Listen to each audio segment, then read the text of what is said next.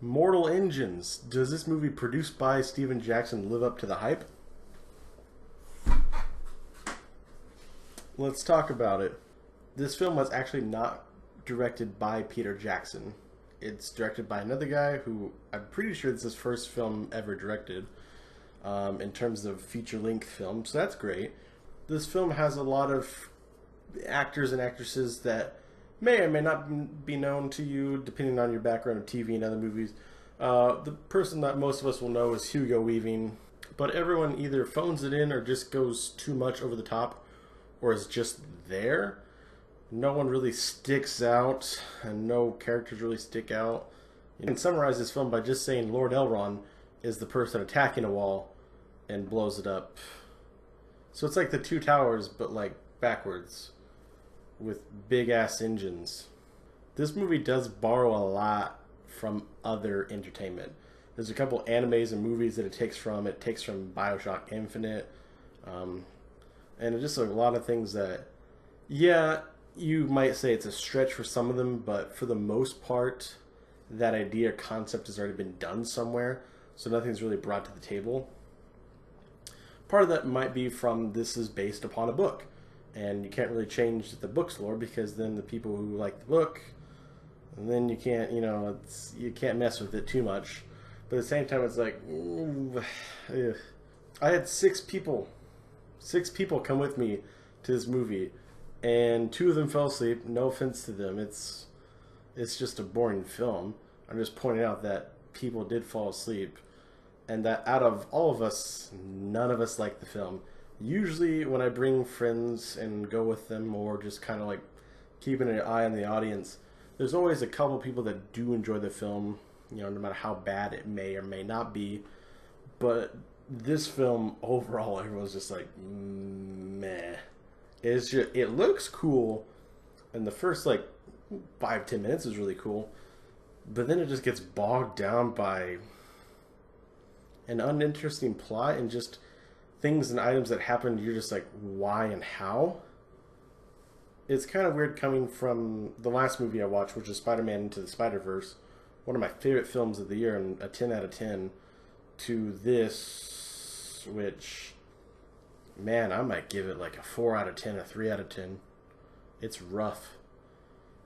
But like I said, it does look cool in some aspects in some areas, but the problem is that only gets you so far in a movie that you come into a problem where your style and your visuals can't carry the film, and that's the biggest problem about this film, is that, there isn't a lot of star power in terms of, mainstream people, even though that's kind of also going away anyway in Hollywood. But for the most part, you need some big names, and that's why I think in the marketing it's, from the people that brought you Lord of the Rings and The Hobbit. Like, that's a big draw. Like, ooh, Peter Jackson's team, oh, snap. But it's not really him at the helm. It's him producing it, and you could see where he touched on things and probably made a suggestion or two that this first-time director took. But, God, it's always a bad sign when they're really pushing an aspect that's not really part of the film process. Jackson's team did work on this, produce it, and you could see their styles and influences, but that's kind of the problem. This guy never got a chance to do his own thing, and especially since this was a book, his hands were already tied, and just, man. And there's some things that don't make sense, like I mentioned. There's a character who is introduced slow as fudge, like kind of robotic, and like a zombie, so it's kind of confusing. It's also kind of like out of left field, and he's walking slow, but then he just randomly appears when he needs to be. And there's one scene where he is moving so fracking quick that he's outpacing our heroes who are running on a platform, and this guy is crawling, army crawling on a pole under them, and he's like, you got to be consistent. Like, does he walk fast or does he not? And that kind of bullcrap is just like, you need him to do that because plot and action, and that's kind of like the film. It's like, oh, I need this to happen so this can happen, and the ending is just, it's like, okay, what? the whole thing of the film is trying to have power and win people and take people into your big city. That's why London's so massive. It keeps on swallowing all the little cities that you see in the trailer. And by the cities, I mean the little engines that run around in the thing. It's like cities on wheels, which it could be a cool concept, but the way they do it is like, eh. But the thing is about getting power. That's what Hugo Weaving's character wants.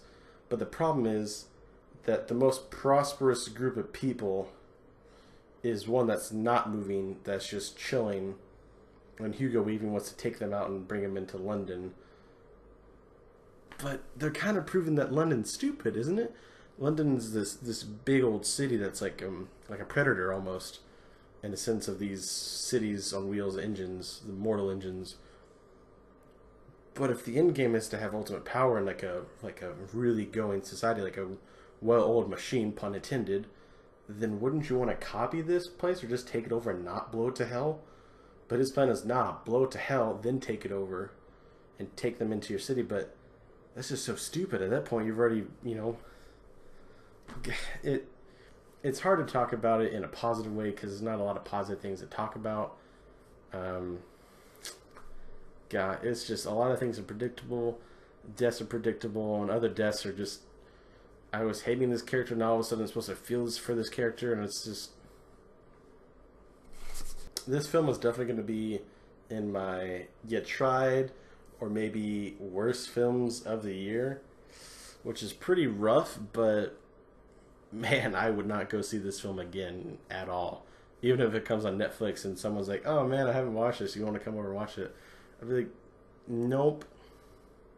But I'm going to go with an official 4 out of 10.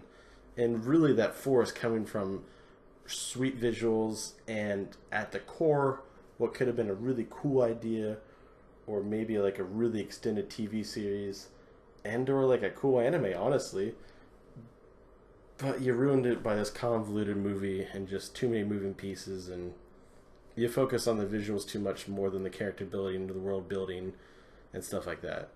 So that's where I'm going to leave it as. I'm Clark Addison. I review entertainment because I care, and I'll see you guys in the next one.